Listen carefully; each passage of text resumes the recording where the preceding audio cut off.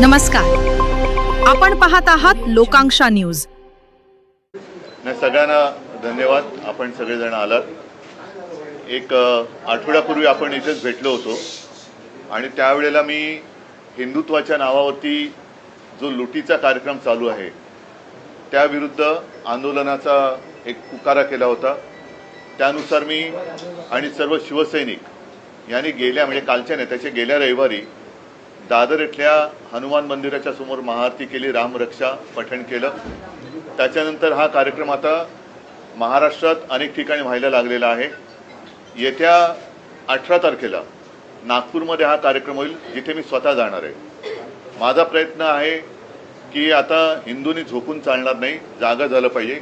आपल्या हिंदुत्वाचा, आपल्या हिंदू धर्माचा दुरुपयोग करून जर लुटण्याचा कार्यक्रम कोणी करत असेल तर त्यांना आता त्यांची जागा दाखवण्याची वेळ आलेली आहे। एकूणच काय की सध्या देशामध्ये फार विचित्र परिस्थिती आहे। मी मागेही बोललो होतो, कदाचित तुमच्याशीच बोललो होतो का आणखीन कुठे बोललो होतो कल्पना नाही मला, पण बऱ्याच वर्षानंतर देशात आणि महाराष्ट्रामध्ये विरोधी पक्षाला प्रचंड काम आहे। कारण जिथे बोट दाखवू तिथे भ्रष्टाचार चाललेला आहे। रस्त्यावरती खड्डे आहेत, पण रस्ते करणाऱ्यांचं ज्यांचं काम आहे ते गडकरी साहेब इथेनॉलवरती बोलत आहेत। तर एकूणच काय की अंधाधुंद कारभार सुरू आहे। आणि म्हणून मग मी असं ठरवलं की प्रत्येक वेळेला एकाच विषयासाठी प्रेस कॉन्फरन्स घ्यायची। आणि आज मी जो विषय घेतलेला आहे हा विषय साधारणतः गेले किमान महिनाभर चालू आहे, पण दुर्दैवाने म्हणावा तसा तो लोकांपर्यंत जरी पोचला असला तरी लोकभावना त्याच्यावरती व्यक्त होत नाहीयेत। आणि तो विषय म्हणजे दिल्लीमध्ये जंतर मंतर येथे आपल्या अभिजित दिपके यांनी जो विषय उचलला तो अनेक युवकांच्या किंवा मी तर म्हणेन देशातल्या प्रत्येक युवकाच्या भवितव्याचा विषय आहे। नीट परीक्षेचे पेपर फुटले, त्याच्यानंतर अनेक विद्यार्थ्यांनी आत्महत्या केल्या, कोणी त्याच्याकडे लक्ष दिलेलं नाहीये। सरकारला वेळ नाहीये, सत्ताधारी पक्षाला इतर पक्ष फोडाफोडीमध्ये जास्त रस आहे, पण जिथे देशाचं नशीब फुटतंय, विद्यार्थी आत्महत्या करतायत, त्यांच्याकडे लक्ष द्यायला त्यांना वेळ नाहीये। आणि मी आजची जी पत्रकार परिषद घेतलेली आहे ती त्या आंदोलनाला आणि सोनम वांगचुक यांना पूर्ण पाठिंबा जाहीर करण्यासाठी मी ही प्रेस कॉन्फरन्स घेतलेली आहे। सोनम वांगचुक एक मला येऊन भेटून गेले गेल्या महिन्यामध्ये। नेहमी मला त्यांच्याबद्दल एक आदर राहिलेला आहे। त्यांच्या खरं म्हटलं तर बुद्धिमत्तेचा देशाने उपयोग करून घ्यायला पाहिजे, पण अशाही व्यक्तीला देशद्रोही ठरवून तुरुंगात टाकलं जातं। आज ती व्यक्ती तिकडे आमरण उपोषणाला बसलेली आहे। दिवसागणिक त्यांची तब्येत खालवत चाललेली आहे। 16 दिवस झाले। मी एक 4 दिवसापूर्वी मुद्दामून अरविंद सावंत यांना त्यांच्या भेटीसाठी पाठवलं होतं। मी फोनवरून त्यांना विनंती केली की सोनमजी तुम्ही प्राणांतिक उपोषण करू नका, कारण तुमच्यासारख्या व्यक्ती या देशाला पाहिजेत आणि सरकारला काय पडलेलं नाही। अशा एक एक व्यक्ती जर आपणहून जात असतील तर सरकारला ते हवंच आहे असं नाईलाजाने मला म्हणावं लागतंय। आज कोणाच्या लक्षात असेल किंवा नसेल, 2018 साली JD अगरवाल यांनी गंगेसाठी आमरण उपोषण केलं होतं। मला वाटतं 115 दिवसाचं उपोषण होतं। काय होतं त्यांच्या उपोषणाचा विषय? स्वतःसाठी काय मागत होते का? तर गंगेमध्ये जे काय सगळं बट्ट्याबोळ झालेला आहे गंगेचा, त्याबद्दल त्यांनी त्या उपोषण केलं होतं। त्यांनी प्राण सोडला, कोणी त्याची तशी म्हणावी तशी दखल घेतली नाही। गंगेत अजूनही त्याच्यानंतर कोरोना आला, गंगेमध्ये मृतदेह सोडले गेले, सगळा बट्ट्याबोळ चाललेला आहे। आणि आज देखील सोनम वांगचुक यांची प्रकृती ही दिवसागणिक खालवत चाललेली आहे। मी तर म्हणेन आज आता असा एक क्षण आलेला आहे, जरी मी या एका विषयासाठी प्रेस कॉन्फरन्स घेत असलो तरी सगळ्या जणांनी सगळे विषय घेण्याची आवश्यकता आहे असं नाही। मात्र एखादा विषय जरूर असा असायला पाहिजे की त्याच्यावरती देशातल्या सर्व राजकीय पक्षांनी एकत्र यायला पाहिजे। मी अजूनही तिथे कोणी पक्षाचे झेंडे घेऊन जावे या मताचा नाही आहे, कारण अभिजित दिपके हा युवक देशातल्या युवकांचा आवाज तिकडे उठवतोय आणि हे युवक जे आहेत हे सुशिक्षित आहेत। म्हणजे आज सकाळी मी ते सोशल मीडियावरती बघितलं, ते असेल तर भयानक आहे, कारण 20 तारखेला मला वाटतं त्यांनी मोर्चा आयोजित केलेला आहे। आणि अभिजित टिपकेने असा एक दावा केलेला आहे की येत्या 20 तारखेच्या आत काही गुंड तिकडे सोडून हिंसाचार माजून हे आंदोलन उधळून लावण्याचा काही जणांचा प्रयत्न आहे. हे फार हिणकस आणि नीच वृत्तीचे लक्षण आहे. एकूणच सोनम वांगचुक आहेत, अभिजित टिपके आहे आणि सगळे जे काही युवक आहेत हे कोणासाठी लढत आहेत? देशातल्या सर्व युवकांनीच नव्हे तर त्यांच्या पालकांनी सुद्धा जागं झालं पाहिजे की अरे आत्महत्या करणारा हा जरी त्यांचा मुलगा होता किंवा त्यांची मुलगी होती, पण कदाचित उद्या आपल्यावरती वेळ येऊ शकते. हा विषय राजकीय पक्षाचा नाहीये, राजकारणाचा विषय नाहीये, हा देशाचा विषय आहे. आणि त्यासाठी मला असं वाटतं देशभर काही ना काहीतरी आता मी म्हणेन मग प्रत्येक राजकीय पक्षाने देशभरामध्ये आपापल्या राज्यामध्ये त्यांच्या समर्थनार्थ काहीतरी केलं पाहिजे. कारण देश जोपर्यंत जागा होत नाही तोपर्यंत या बेफिकीर सत्ताधाऱ्यांना त्यांची जागा कळणार नाही. काय मागतायत सोनम वांगचुक? काय सरकार त्यांच्याशी जाऊन बोलले तरी का? मला आठवतंय जेव्हा अण्णा हजारे तिकडे उपोषणाला बसले होते तेव्हा सुषमा स्वराज यांनी एक भाषण केलं होतं. ते भाषण आजही उपलब्ध असेल. निदान त्यावेळेला त्यांच्याबरोबर चर्चा तरी झाली होती किंवा असावी असं मला वाटतं. तुम्हाला आठवत करण्यात विलासराव देशमुखांची नियुक्ती केली होती. विलासराव देशमुखांची नियुक्ती केली गेली होती. आता कोणी तिकडे ढुंकून बघायला नाहीये त्यात. काय फरक काय पडतो? जर एखाद्या व्यक्तीकडनं एखादं काम नीट होत नसेल तर त्या व्यक्तीला बदलण्याची मागणी होत असेल की जिच्यामुळे लाखो विद्यार्थ्यांचं भविष्य हे बर्बाद होत असेल तर त्या व्यक्तीला बदलायला काय हरकत आहे? ह्याच्यामध्ये कमीपणा काय?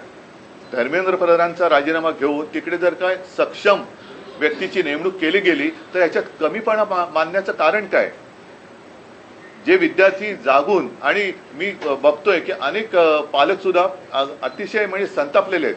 त्यांनी त्यांच्या आयुष्याची पुंजी लावून माझा मुलगा माझी मुलगी शिकली पाहिजे, सुशिक्षित झाली पाहिजे, मोठी झाली पाहिजे, मला शिकता नाही आलं पण माझा मुलगा किंवा मुलगी शिकली पाहिजे, त्या मुलाचं संपूर्ण शिक्षण आणि त्यांची आयुष्यभराची पुंजी ही एका याच्यात बर्बाद होते आणि कोणाला काही पडलेलं नाहीये.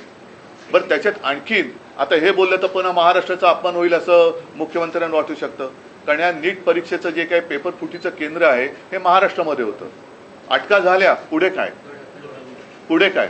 मग एकूण एका पाठोपाठ एक पेपर फुटत आहेत. त्याच्यानंतर आपल्या महाराष्ट्रातल्या शिक्षण मंत्र्यांच्या घरासमोर सुद्धा आंदोलनं झाली. तर कोणाला कारभाराची काही चिंता नाहीये. देशात काय चाललंय त्याच्याबद्दल काही पर्वा नाहीये. आम्ही आपले परदेशात फिरतो, आम्हीच आपले भाडीचे तट्टू आणून आमचं स्वागत करून घेतोय आणि सगळं काय आबाद आहे असं भासवतोय. हे मला वाटतं चांगलं लक्षण नाही. आज परत एकदा सांगतो, मी शिवसेनेतर्फे सोनम वांगचुक आणि या मुलांच्या आंदोलनाला पूर्ण पाठिंबा जाहीर करत आहे. आणि ज्या वेळेला शक्य असेल, जिथे आम्ही उतरण्याची गरज असेल तिथे महाराष्ट्रभर आम्ही तर उतरूच.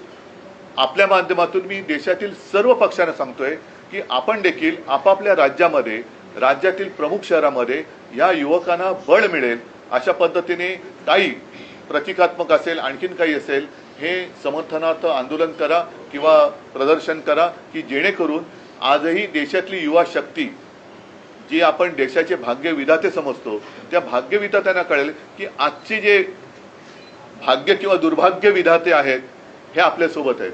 तुम्ही दिल्लीत जाऊन पाठिंबा देणार सहभागी होणार आहे का शिवसेना? ऐका, मी 20 तारखेच्या मोर्चात सहभागी सगळ्यांनी व्हावं असं म्हणालेलं नाहीये. ज्यांना जायचंय, मला जायचं वाटलं तर मी जरूर जाईल, परंतु किमान मी जिथे आहे तिथे तरी मी काहीतरी करावं. मी असं सगळ्यांना सांगत नाही की देशातल्या सगळ्यांनी चलो दिल्ली. नाही, तुम्ही जिथे आहात तिथे तर उभे राहा. मी मुंबईत आहे, मी मुंबईत तर उभा राहिलो पाहिजे. मी पुण्यात आहे, पुण्यात राहिलो पाहिजे. मी चेन्नईत आहे, चेन्नईत राहा. बंगालमध्ये, कलकत्त्यात राहा. सर्वत्र जिथे देशातल्या सगळ्या चहूबाजूनी हे रान पेटेल त्यावेळेला सरकारला या युवकांसमोर गुडघे टेकावे लागतील. आणि म्हणून जर मला वाटलं तर मी जरूर जाईन देखील. असं काही नाहीये की मला त्याच्यामध्ये काय वाटतंय. पण आज सुद्धा ही जी त्यांची जी चळवळ आहे ती कोणत्याही पक्षाचा झेंडा हातात न घेता चाललेली आहे. कारण नाईलाजाने मला असं म्हणावं लागतंय की देशातल्या तरुणांचा आणि युवकांचा कदाचित या फोडाफोडीच्या सगळ्या नीच राजकारणामुळे प्रस्थापित राजकीय नेत्यांवरचा विश्वास उडाला असेल आणि त्यांना असं वाटत असेल की कोणताच राजकीय पक्ष माझ्यासोबत नाही, तर आम्ही तर आहोत. पण तिथे कोणत्याही पक्षाचा झेंडा न घेता आंदोलन होत असेल तर त्याला माझा पूर्ण पाठिंबा आहे. राज्यभरात एक विषय असा आहे की तुम्हाला असं वाटतं का, कारण तुम्ही इंडिया अलायन्स मध्ये एक प्रमुख पक्ष आहात, तर देशाच्या विरोधी पक्ष नेत्यांनी म्हणजे राहुल गांधींनी या व्यासपीठावर जाऊन या आंदोलनाला समर्थन दिलं पाहिजे? जरूर, म्हणजे माझं तर म्हणणं आहे, मला वाटलं तर मी सुद्धा जाईन. राहुल गांधींनी गेलं पाहिजे. देशातील ज्यांना असं वाटतं, मग अगदी भारतीय जनता पक्षातले असले तरी, जसं मी राम रक्षा आंदोलनात भाजपच्या कट्टर कडवट हिंदुत्ववादींना आवाहन केलं होतं की ज्यांना हिंदू धर्माबद्दल प्रेम आहे त्यांनी सहभागी व्हावं, तसंच आज देखील मी पक्षाच्या पलीकडे जाऊन ज्यांना या देशातल्या युवकांबद्दल एक आस्था आहे, तो कोणत्याही पक्षाचा असो, पक्षाचे जोडे बाजूला ठेवून तिथे जावं अशी माझी सगळ्यांना विनंती आहे. आणि नाही तर किमान आपण जिथे आहात, म्हणजे आता जसं तामिळनाडूमध्ये स्टालिन आहेत, ते विजय आहेत, केरळामध्ये आता काँग्रेसचं सरकार आले, कर्नाटकात आहे, तिकडे ममता दिदी जरी विरोधी पक्षात असल्या तरी सर्वांनी, अखिलेश आहेत उत्तर प्रदेशमध्ये, छत्तीसगडमध्ये कोण असतील, झारखंडमध्ये कोण असतील, तर संपूर्ण देशात किमान त्या राज्यातल्या प्रमुख शहरामध्ये सगळे जर का रस्त्यावर उतरले आणि याला पाठिंबा दिला तर मला वाटतं देशात 16 दिवस आंदोलन सुरू आहे. राहुल गांधी जिथं राहतात हकेच्या अंतरावर आहे. बघा, हा विषय राहुल गांधींच्या भविष्याचा नाहीये, हा विषय देशाच्या युवकांच्या भविष्याचा आहे. म्हणून आपण त्याच्यावरती चर्चा करूया. कोणी काय करायचं, समजा आज मी प्रेस घेतली नसते, मला तळमळ वाटली, मी घेतली.